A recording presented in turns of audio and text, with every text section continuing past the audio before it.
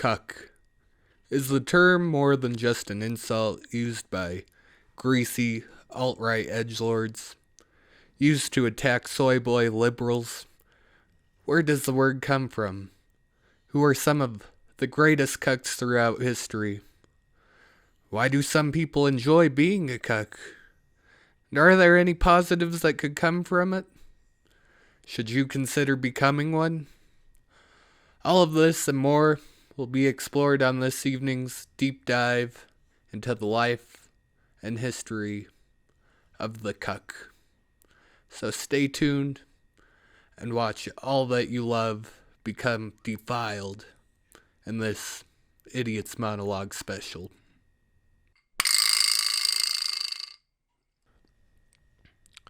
The origins of cuck come from cuckold, a medieval word. The term was used to describe a man whose wife was having sexual relations with another man. And the word itself is actually drawn from nature's greatest cuck of all time, the cuckoo bird. The cuckoo bird has a habit of sleeping with many, many male partners and leaving eggs inside of strange nests, presumably so their chicks aren't raised around a beta bitch of a father. The fear of becoming a cuckold in medieval times was much greater than today. This is because the paternity test and Maury Povich show were centuries away, leaving you with no way to tell if you indeed were the father. Having your wife sleep with another man in these times was right next to getting bloody dysentery diarrhea in terms of horror, which made being a cuckold a great insult. Authors such as the great William Shakespeare would use the word cuckold, and he even used it as a major plot point in his work Othello, in which Othello kills his innocent wife, whom he suspects is cheating on him, thus turning him into the 16th century equivalent of O.J. Simpson. In 1562, a female term, cuck queen, came into the literature, referring obviously to a woman version of the cuck, whose husband was cheating on her.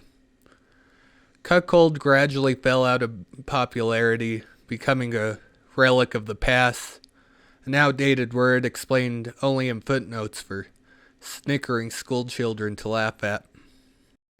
Sometime around 2014, a shortened version of cuckold, Cuck, rose to popularity on the message board 4chan, later bleeding to Reddit and pop culture at large. The term was often accused of having ties to the alt-right, and did become a favorite of Donald Trump supporters leading into the 2016 election. Trump's opposition would commonly be referred to as cucks, as Trump supporters insult them and imply their weakness. From the beginning of the use of the word cuckold to the modern use of cuck, the overlying theme seems to be shame, anger, and disappointment. But what can history tell us about it?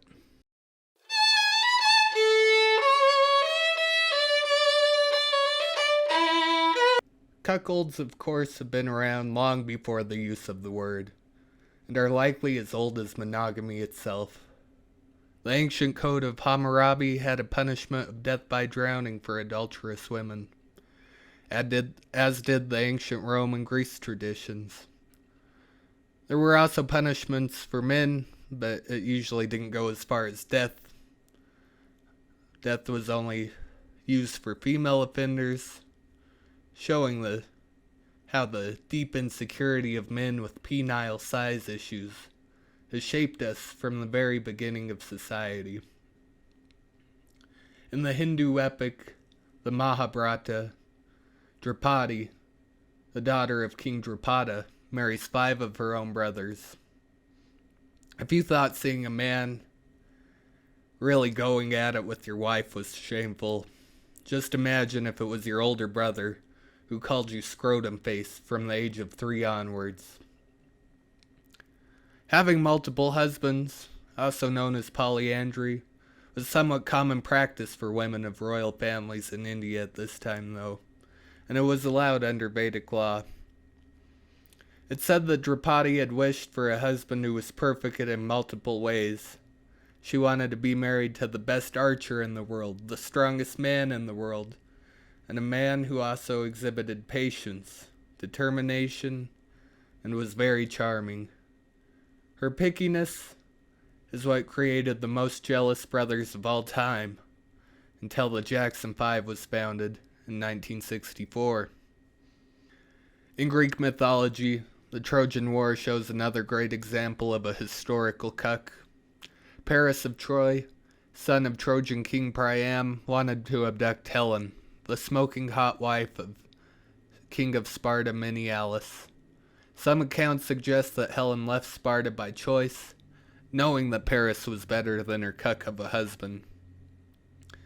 But either way, the story goes that the Trojan War ends with the Spartans winning using their famous Trojan horse. And then Helen returns with her original husband Menelaus to Sparta, allowing Menelaus to live in triumph as a proud cuck, reunited with his wife.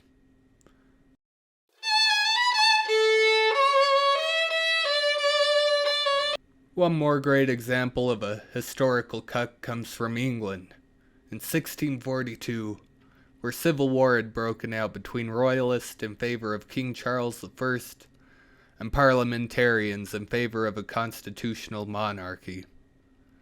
The third Earl of Essex, Robert Devereux, was the general of the parliamentarian army, and he was known for his wife leaving him for another man while he went on a tour of Europe.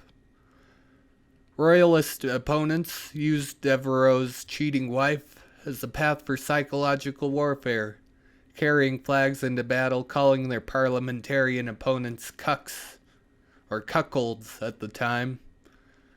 Although Devereux was never considered a great general, pro-parliament English did win the Civil War, showing that cucks can rise above and rise to power.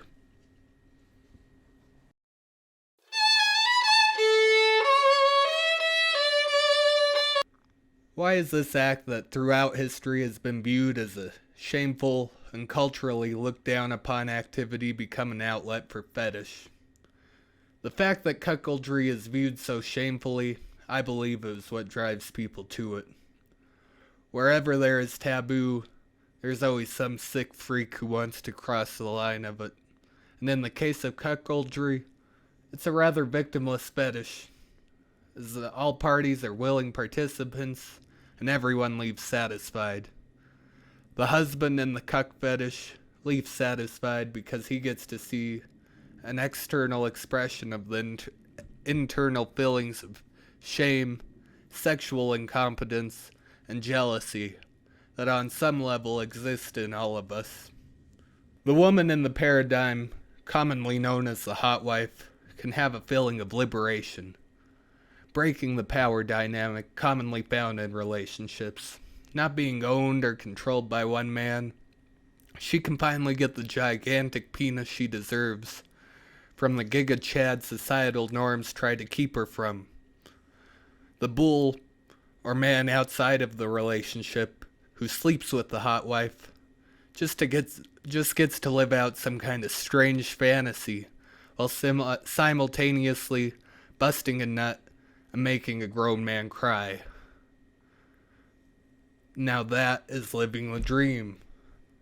So long as all parties are consenting, it's a win-win-win situation. So if you would like to spice things up in the bedroom, bring in another man. Hell, bring in 3 of them if you want. The practice of being a cuck can bring you inner peace by letting the deep shadows of your subconscious into reality, showing you the jealousy and self-pity you possess could be turned into a greater good. Or forever destroy your relationship and the love you once had. I'll let you be the judge. This has been Jacob with Idiots Monologue. Thank you for watching.